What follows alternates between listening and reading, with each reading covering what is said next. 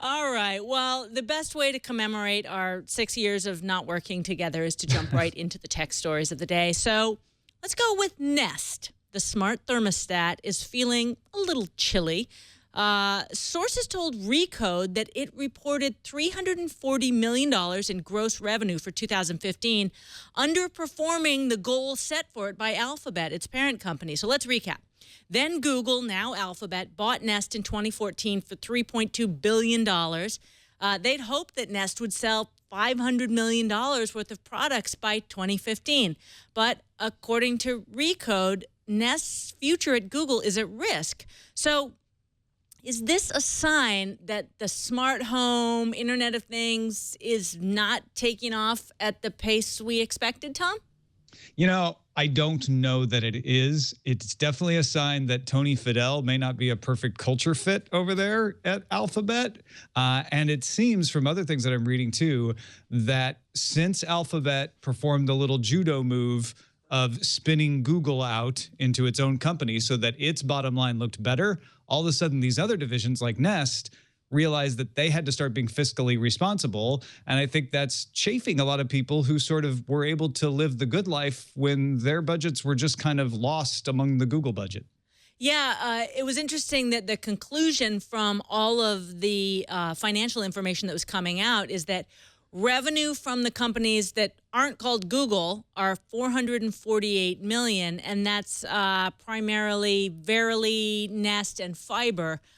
So that's less than people thought. It's 8% of the Alphabet workforce is these other bets. Kind of $500 million basically is what they're creating every year. Google, on the other hand, $74.5 billion.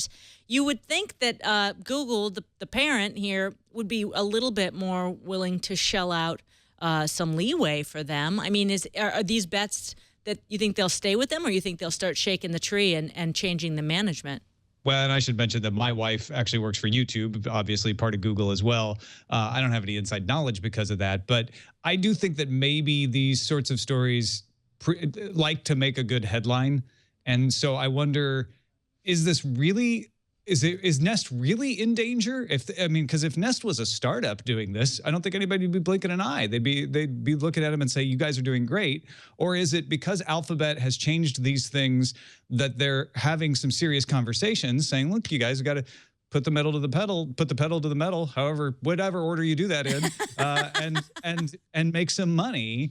And that doesn't mean they're in trouble necessarily. Now, some of these other divisions may be a little more in trouble, may need to show some more results. There have definitely been some rumblings in Verily and a few of the other research departments that they don't like the fact that they have to show some kind of fiscal progress now, where in the olden days, they could just sort of pie in the sky.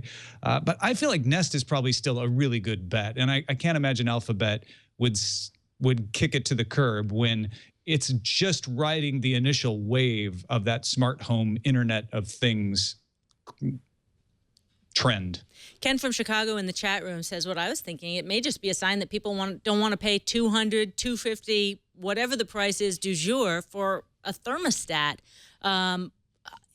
The upgrade to smart elements is definitely an increase in investment for the homeowner, and it's kind of naive to think that there's just going to be a whole hog adoption of all of these products. It's more like you think about the way that you change out things in your house. It's as they need to be replaced. So that's a long tail for a lot of these companies that may need to start maturing into profitable companies past the sort of I always think of it as like your childhood. The startup days are sort of crazy, and yet at the same time, you don't have a lot of responsibilities. And as these companies mature, take on more funding, they go through painful adolescence, and maybe that's what we're looking at right now. And then they either die in a car crash or they live to become responsible adults. It's like the most sadly put, but true. But yeah, I think you nailed it. I think Nest is having that conversation with its parents, Larry and Sergey, right now.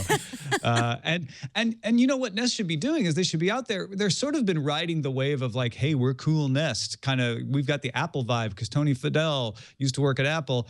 What they need to be doing is going and marketing the Nest as it pays for itself. Sure, it's $200, $300, but let's show you how it's going to, cut down your energy bill. That's the message they should be out there pushing to convince people. Because yeah, otherwise everybody looks at it and goes, well, why would I pay $300 to replace my perfectly good thermostat?